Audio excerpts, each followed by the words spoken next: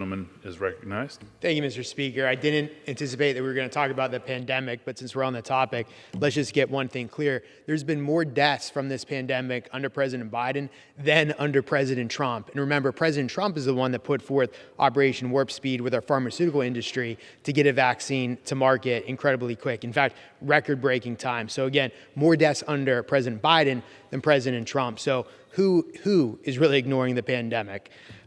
Let's talk about the Uyghurs. The Chinese openly and proudly refer to Uyghur concentration camps as re-education camps. It's a sin how the Chinese are trying to cover up the modern day concentration camps they have. They claim they are necessary to, quote, rid them of terrorist and extremist leanings.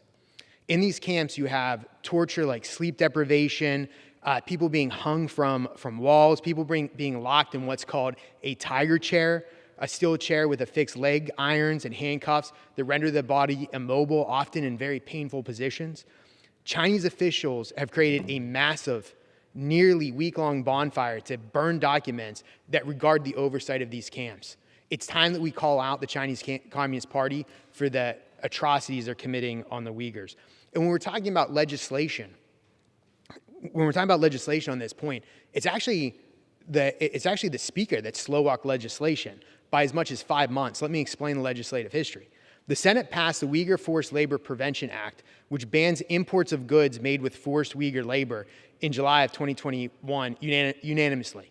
That was in the Senate.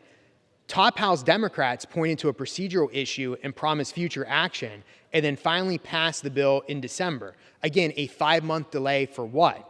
Well, according to reports, the speaker slow-walked this bill at the request of the Biden administration, who prioritized climate change and climate reforms over human rights violations in China. Further, the Biden administration asked that the bill be watered down. Truly disgusting when you look at the human rights violations going on in China.